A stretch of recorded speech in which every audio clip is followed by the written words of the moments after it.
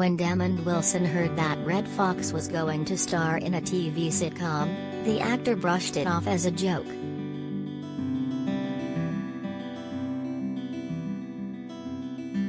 Foxx was a killer stand-up comic, with a trademark raunchiness that Wilson figured to be a non-starter for the timid broadcast networks that were television in 1972. It was the eve of cable, and the rise of streaming was decades away.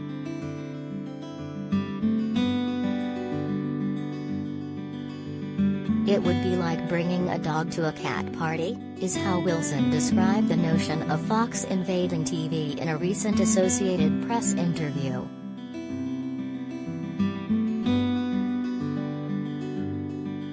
But the comedian cleaned up his act for the small screen, and Sanford and Son, with Wilson co-starring as Foz's beleaguered adult son, debuted 50 years this month on NBC. An instant ratings smash, it opened the door for other black family shows to move into the virtually all-white TV neighborhood.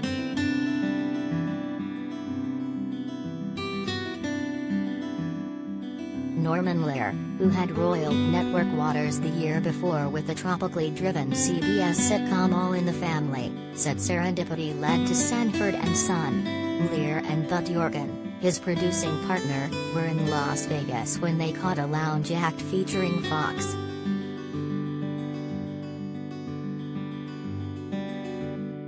We met with him and came back to LA sky high about creating a Fox-centered sitcom, Lear said in an email exchange. Miraculously, several days later a British agent, Beryl Vertue, came to us with the idea of making an American version of a big hit in Great Britain entitled Steptoe and Son.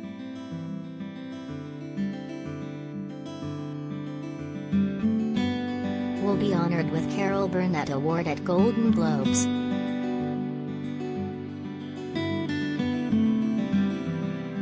It was an instant marriage, Lear said, and one he says Fox didn't resist.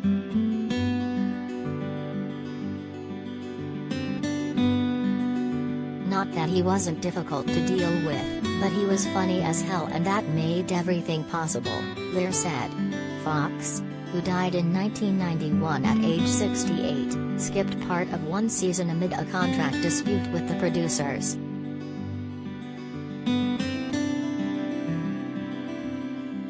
Sanford and Son, which aired from 1970–77, revolved around widower Fred Sanford, an irascible junk dealer in the Watts area of LA who foisted work and insults on his long-suffering son, Lamont. Among them, "You big dummy," which became a show catchphrase.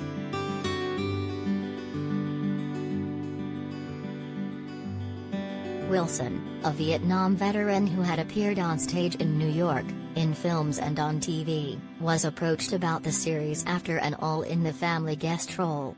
Wilson also learned that the producers had another possibility in mind to play Lamont.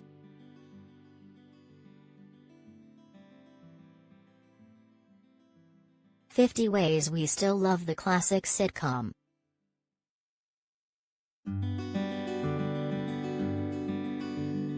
"We were considering Richard Pryor," Wilson recalled being told. "I said, man, you can't put a comedian with a comedian. You've got to have a straight man. Dick Martin was the nut, Dan Rowan was the straight guy on Rowan and Martin's a laugh-in," he said.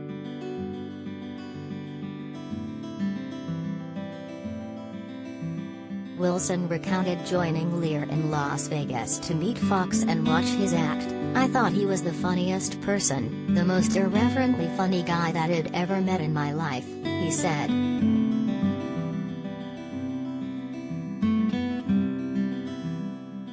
Sanford and Son introduced viewers to other talented actors and comics generally sidelined by Hollywood because of their race, including cast members LaWanda Page as Aunt Esther, Whitman Mayo as Grady Wilson, Don Bexley as Bubba, and Lynn Hamilton as Foz's good-natured girlfriend, Donna.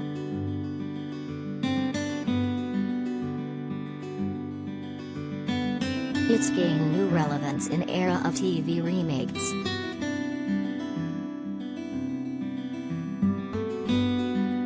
Slappy White, who'd worked the comedy circuit with Fox, appeared occasionally on the series, as did Pat Morita, of future The Karate Kid movie fame, whose character's name, Achu, and his ethnicity were punchlines for Fred.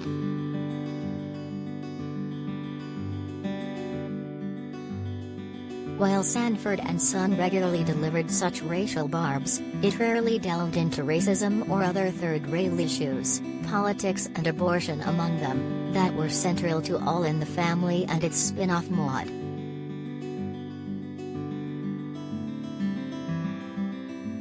Was that deliberate?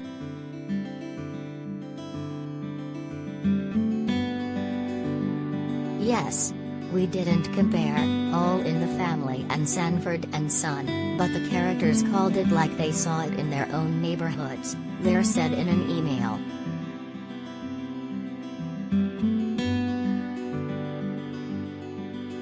The 10 best, and 5 worst, TV spin-offs of all time.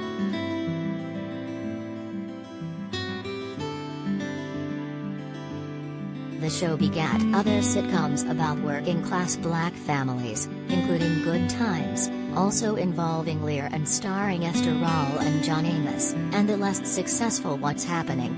From Jorgen, who died in 2015. Lear's The Jeffersons was rare and featuring an affluent black couple.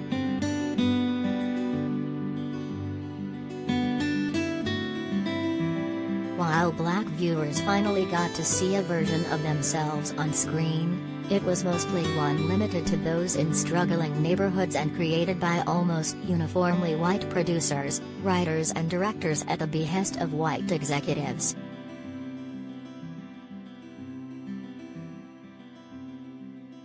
That's in sharp contrast to the 21st century comedies created and steered by black writers, producers and actors, including ABC's Blackish, HBO's Insecure and FX's Atlanta, and their wide-ranging and nuanced views of black life.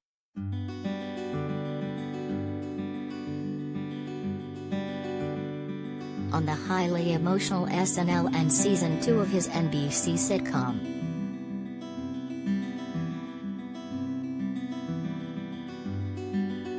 Eric Deggans, TV critic for National Public Radio, sees a double-edged quality to the older generation sitcoms. They showcased performers beloved by black audiences, and, starting with Sanford and Son, proved that a series about a family of color could be widely successful.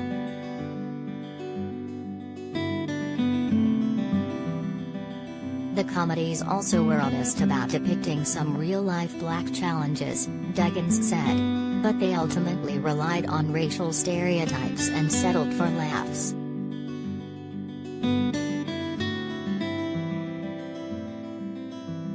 The shows made poor areas look livable and even fun, as opposed to the issues that they really faced, Deggans said.